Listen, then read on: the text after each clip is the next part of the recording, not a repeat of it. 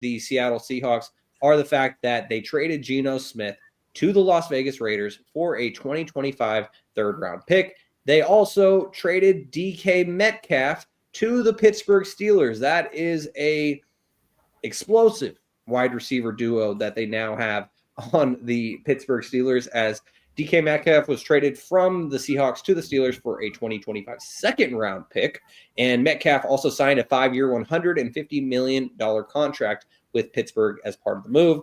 And as we talked about earlier with the quarterback moves, the headline of the ones that have happened so far, and it was kind of indicated once Geno Smith was traded to the Raiders, but Sam Darnold, 3 years, $100.5 million going to Seattle. So, Jaevon, I'm going to toss this to you first as a fellow NFC West fan. What are your thoughts on these moves that the Seahawks have been making lately? I think the Seahawks are in similar territory, not as crazy territory as the Niners. They had really good players on their team, wanted to get paid or making too much money, had to get rid of them. DK Metcalf being one of those guys. Obviously moving to Pittsburgh with a $150 million contract. They got rid of Tyler Lockett. I'm not sure why they got rid of him. Obviously, probably because they think that he's washed. Yeah. Done. I think Tyler Lockett could definitely still make plays. I agree. I have him on my dynasty team. A guy in Sam Darnold who had one good season essentially, and you gave him a bunch of money, $100 million guaranteed, and you're hoping for the best for him. Jackson Smith and Jigba, I think we can all say, can ball when given the opportunity. I think they need. They have Kenneth Williams, Charbonnet at running back. Williams is on and off due to injury. I think Charbonnet plays great, kind of more of a scat back, but has proven that he can run between the tackles and be a number one guy when given the opportunity. I think what they'll end up doing is looking at receiver in the draft. Perhaps linebacker might be an issue for them. I think their corners are really good. Quarterback is pretty much set for them. They might look back at the D-line position. I would say their main position is probably wide receiver right now. I think they're picking within the top 15-ish picks. Or I think they're picking before the Niners. No, our record was worse than theirs, so they're picking 18. 18th. So Abuka at 18 was a college teammate. And Ohio State, Shaun is showing everybody the Ohio State OHIO. He might be an option. Matthew Golden. Yeah, Kevin read my mind.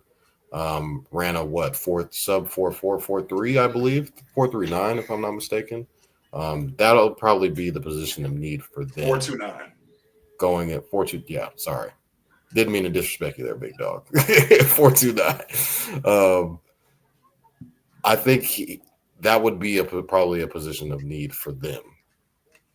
Their number one for the first round pick would most likely be a receiver. I think going into the latter parts of the draft, probably get some depth at running back.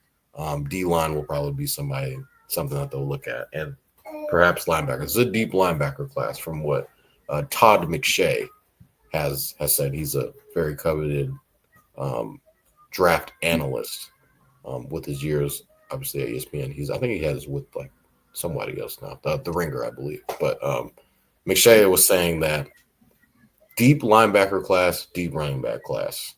Everything else is kind of it's a little bit spotty, but very top heavy for other positions. But I think Seattle's going to definitely look into receiver with their first round pick, to be exact. And as far as free agency goes, it looks like they're getting rid of guys rather than just signing guys.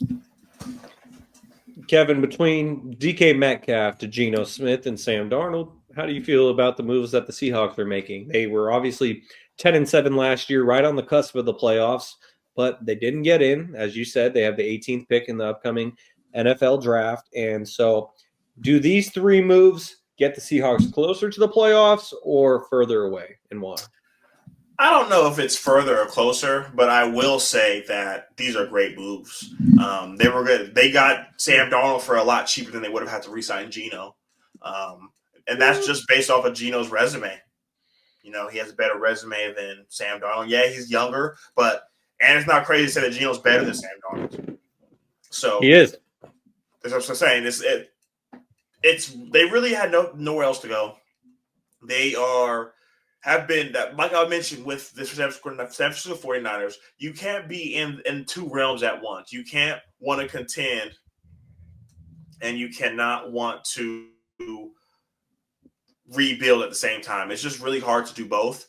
So allowing yourself the opportunity to fully rebuild is what the Seahawks are doing. You know, Jackson Smith and Jigba showed that he could be a wide receiver one. You know, Tyler Lockett was getting up there in age. So to be able to get both of those, or not both of those guys, to get a guy like him off of your books, to get a guy like DK Metcalf off your books, you have to also pay DK Metcalf. So you got a guy like JSN. Go, Talia and I just mentioned, you can go get Ibuka, you can go get anybody. You know, you can go get a receiver in the draft. So you don't have to big hunting because you're not in a market to go big hunting. You cannot afford to take a swing and miss. So for them to essentially rebuild slowly, I love it because Sam Darnold 5 weeks or 4 weeks in the MVP conversation.